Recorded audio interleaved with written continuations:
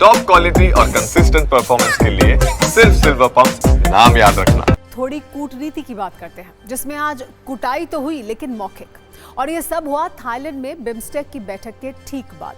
दरअसल बांग्लादेश के chief adviser Mohammad Yunus और बिम्स्टेक की बैठक के बाद प्रधानमंत्री नरेंद्र मोदी के बीच मुलाकात हुई। बांग्लादेश में शेख हसीना को बिना चुनाव के सत्ता से हटाने और चीफ एडवाइजर बनने के बाद पीएम मोदी से यूनुस की ये पहली मुलाकात थी। लेकिन शायद मोहम्मद यूनुस के लिए आज का दिन कुछ खास अच्छा नहीं रहा, क्योंकि जब वो भारत के प्रधानमंत्री नरेंद्र मोदी से मिले तो उन्हें वो सारे सच सुनने पड़े, जिससे वो काफी लंबे समय से बचने की कोशिश कर रहे थे। फिर चाहे वो हिंदुओं पर हमले की बात हो, बांग्लादेश में चुनाव नहीं कराने की बात, या फिर आतंकियों के लिए रेड कार्पेट बिछाने की बात। हालांकि भारत का रुख बांग्लादेश पर कड़ा होगा, इसके संकेत पीएम मोदी की बॉडी लैंग्वेज से भी मिलने लगे थे।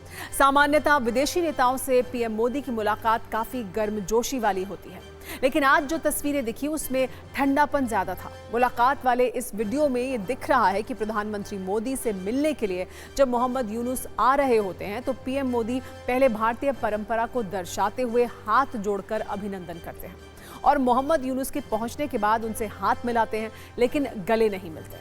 हाथ मिलाने का अंदाज भी ठंडा ही लगा।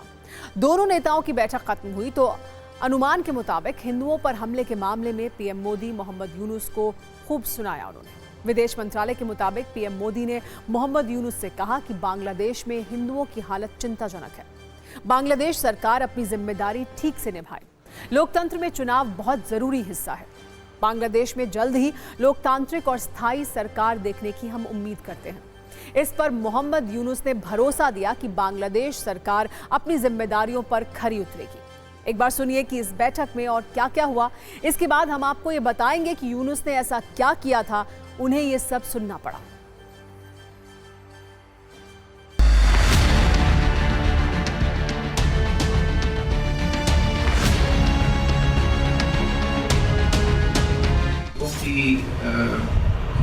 जो वहाँ पे हालत है और इस विषय को लेके बातचीत में जो दोनों लीडर्स के बीच में हुई, प्रधानमंत्री जी ने इस मुद्दे को खुल के सामने रखा। इसके बारे में हमारी गहरी चिंता उन्होंने जताई और इसका असर जो बाकी समाज पे होता है उसके बारे में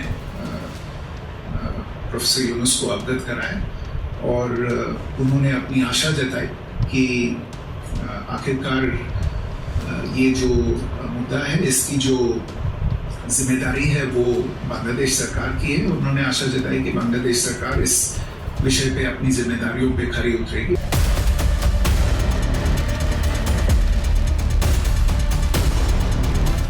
देखिए, जहाँ तक शेख हसीना का सवाल है और उनके सिलसिले में जो बांग्लादेश की ओर से एक निवेदन आया है, मैं इसके बारे में इसके बारे में बातचीत हुई थी, और जो हमारे स्पोक्स पर्सन हैं उन्होंने पहले ही इसके बारे में आपको अवगत किया है कि हमारे पास इस मुद्दे पे एक निवेदन आया है। इस समय इस विषय पे कुछ और कहना मेरे लिए उचित नहीं।